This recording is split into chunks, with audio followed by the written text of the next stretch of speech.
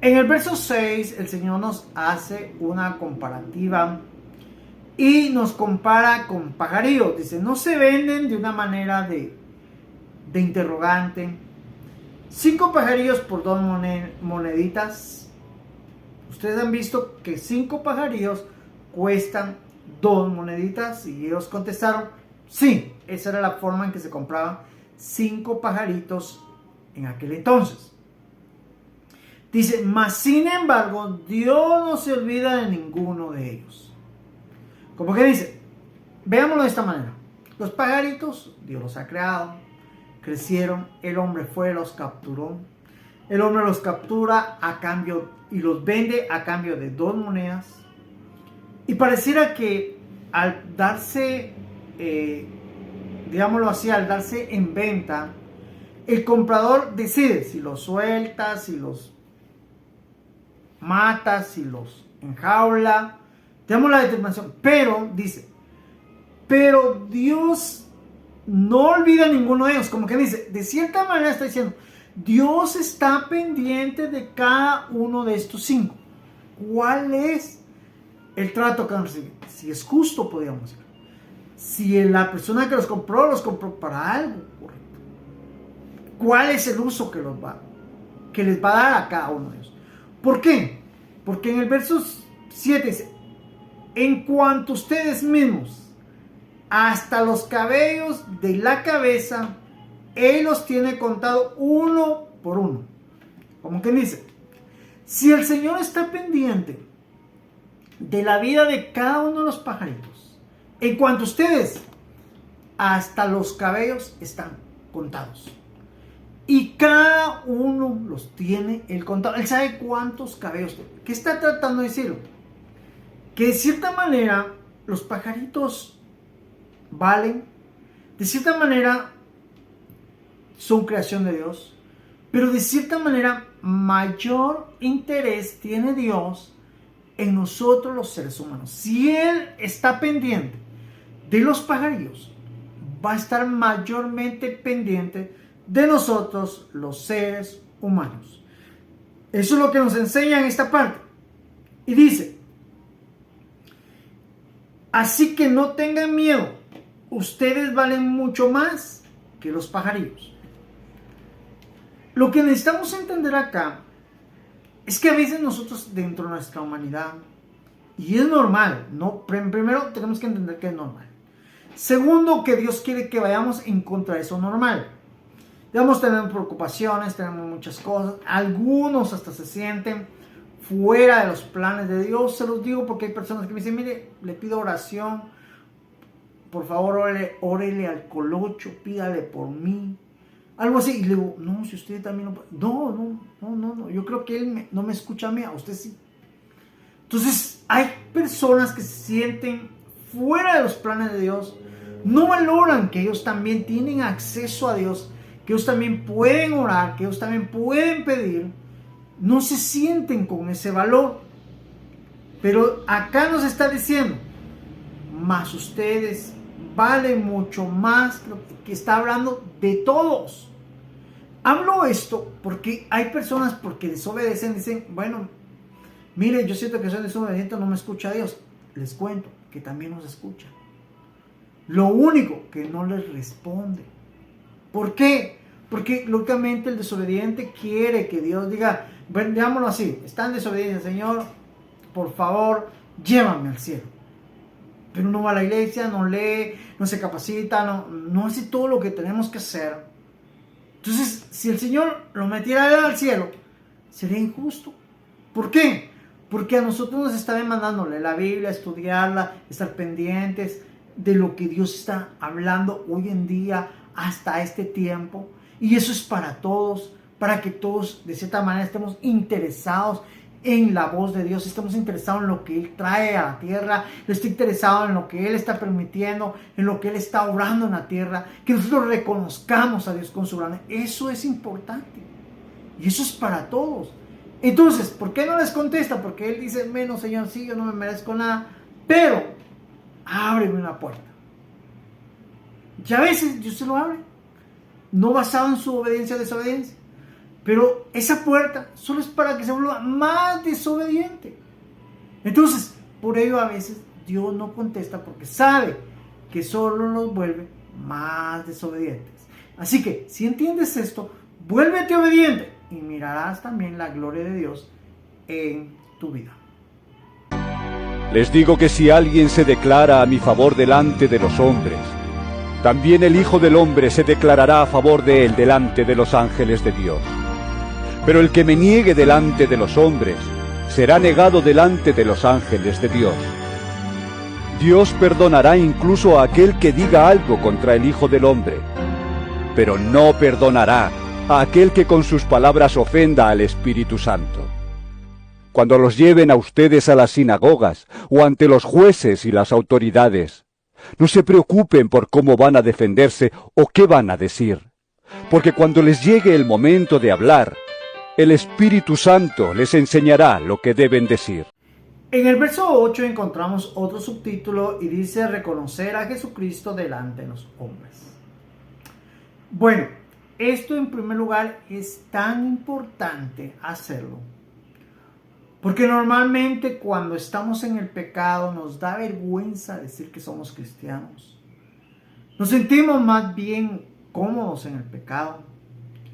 Y a veces hay personas que nos van a preguntar y nos vamos a sentir avergonzados, como un día me pasó a mí. Digamos, cuando yo empecé en las cosas de Dios, me daba vergüenza decir que era cristiano. Cuando leí este pasaje me di cuenta de lo importante que el Señor Jesús quiere quitar esa vergüenza, quiere eliminar y que nosotros seamos valientes y sentirnos dignos del privilegio que Él nos está dando, aunque el mundo no nos vea dignos y aunque no lo vean con valor.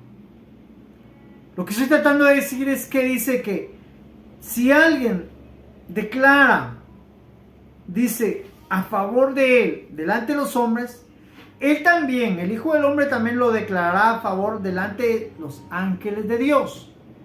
Digamos, si yo declaro, yo soy cristiano, evangélico, hijo de Dios, el día al que el Señor Jesús venga, dice que dirá, este es Josué, mi siervo o mi hijo, delante de sus ángeles. De Dios, delante de todos, Él confesará lo mismo. Digamos, Él no se sentirá avergonzado. Pero Él está diciendo, requiero o está hablando, necesito que seas de las personas que me reconozcan como su Señor, sin vergüenza. Que no tengas temor si te rechazan, si te ven mal. Que no tengas esa, podríamos decir, negatividad de sentirte mal porque eres cristiano evangélico. De cierta manera tenemos que entender, no porque también cuando Jesús me lo diga voy a hacer, no. Lo que Él nos está llevando es a un intercambio de reconocimiento. Lógicamente nos está demandando a nosotros que lo reconozcamos primero y de igual manera como nosotros lo hagamos, de igual manera lo hará Él. Esa es la parte que Él quiere que entendamos en este verso. En el verso 9 dice, pero cualquiera que lo niegue delante de los hombres, será negado también delante de los ángeles de Dios. Digamos, si no desarrollamos una convicción, si no desarrollamos una seguridad, si realmente a nosotros nos da pena decirnos que somos cristianos evangélicos, porque alguien se va a burlar, porque alguien nos va a decir que somos personas que no tenemos nada que hacer, que somos personas sin sabiduría, personas que pierden el tiempo, eso te da vergüenza, o personas que de cierta manera, pues, delante de la sociedad no son reconocidos, llamados protestantes, y un montón de cuestiones que tenemos que enfrentar. Nos da miedo decir que somos cristianos, negamos abiertamente decir que somos cristianos evangélicos. El día que el Señor venga, de igual manera, Él no nos va a reconocer. Él nos dirá: apartaos de mí, obradores de maldad. Y le diremos: Señor, pero si estuvimos allá, sanamos enfermos, hablamos esto. Pero Él va a decir: no, no los conozco. No los reconoce, porque no fuimos dignos. Representantes, no fuimos dignos. No tuvimos la dignidad de confesar a los cuatro vientos y frente a quien sea que somos cristianos evangélicos. Eso es lo que nos enseña acá en el verso 9. En el verso 10 nos explica el Señor Jesús que Dios perdonará a aquel que diga algo en contra del Hijo del Hombre, que es Jesucristo, que es el Hijo de Dios. Que digamos que diga: Él no es el Hijo de Dios, Él no es un profeta. A Él lo va a perdonar, digamos, no va a ser un juicio extremo, podríamos decir, o un juicio condenatorio, o un juicio tajante contra aquellos que digan eso. Pero no perdonará a aquel que con sus palabras ofenda al Espíritu Santo. No va a perdonar a aquel que diga: ¿por qué el Espíritu Santo va a estar usando gente de otros países que no sean judíos? No va a perdonar a aquellos que digan: no, si el Espíritu Santo no está con ellos. No. No va a perdonar a aquellos que digan: no, si el Espíritu Santo no está sanando, esos son estas personas.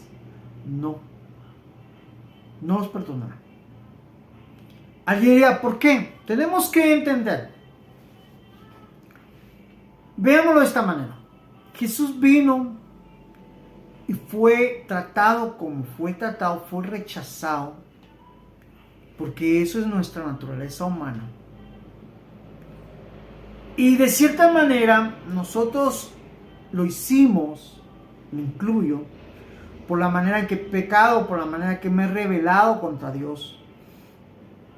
Y todo lo hicimos, tanto así, que de cierta manera no es nada nuevo ofender al Hijo de Dios y ser perdonados, porque ese es el fin. A los suyos vino. No solo hacémoslo en Israel, sino también a nosotros. ¿Cuántas veces, por ejemplo, en mi caso, me tuvo que rogar Dios para venir a sus caminos? ¿Cuántas veces me tuvo que hablar? ¿Cuántas veces hasta que me gracias porque lo haya hecho? Pero en aquel entonces yo no lo valoraba. Entonces, todo eso me es perdonado.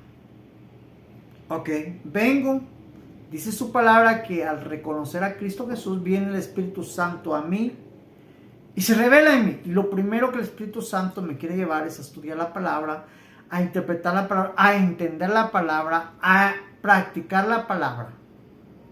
Eso es lo que primero está haciendo el Espíritu Santo. Digamos, no solo es el hablar en lengua, no solo es una manifestación, una experiencia con el Espíritu, no solo eso. Eso es entendible cuando vemos la vida de Saúl. Porque Saúl, créanme, fue dictado rey, profetizó, tuvo experiencias espirituales con Dios. El punto fue que no obedecía. Entonces, cuando yo vengo, ay no, qué pereza leer la palabra. Ay no, qué pereza ir a la iglesia. Ay no, qué pereza estar escuchando enseñanzas, predicas. Qué pereza. Estoy rechazando al Espíritu Santo. Estoy rechazando la obra que Él hace, la conversión de lo malo a lo bueno. En mí no se va a dar, porque dice que nosotros fuera de Dios estamos destruidos, la gloria de Dios. Entonces el trabajo del Espíritu Santo es volvernos a conectarnos con Dios, quitar esa destitución y volvernos a regresar con Dios. Pero ¿qué pasa cuando yo no le doy ese lugar? Cuando yo no obedezco, cuando yo no hago lo que Él me está diciendo. Estoy rechazándolo. Y porque lo estoy rechazando, no voy a ser perdonado, no voy a ser salvo. Porque el único que me puede convertir como hijo de Dios es el Espíritu Santo. El único que me puede poner ese interés de leer su palabra es el Espíritu Santo. El único que me puede dar el interés de ir a la iglesia es el Espíritu Santo. El único que me da interés de orar es el Espíritu. El único que hace la conversión es el Espíritu Santo. Entonces, si el Espíritu Santo no hace eso, no soy hijo de Dios, no soy convertido, sigo siendo el mismo necio o desobediente que era antes de que aceptara a Cristo. Pero entonces tampoco lo acepté, porque si no hay aceptación, no hay conversión. Entonces solo fingí, y por ello no soy perdonado y no voy a ser llevado y me voy a quedar y voy a ir a condenación, porque no me será perdonado si no dejo que el Espíritu Santo obre en mí. Esto es lo que aprendemos en el verso 10.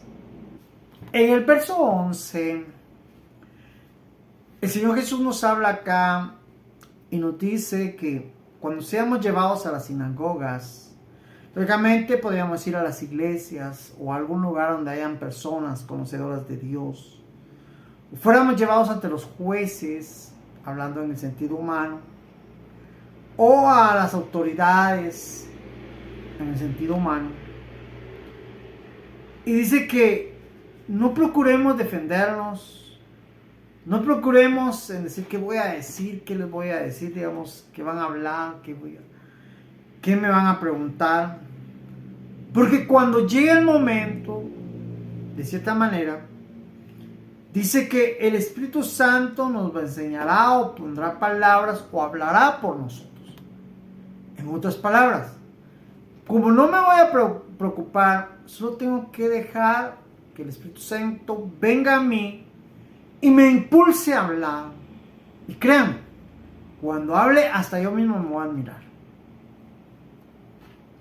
Digo esto porque eso es lo que yo vi al inicio de estas enseñanzas, pero en las iglesias.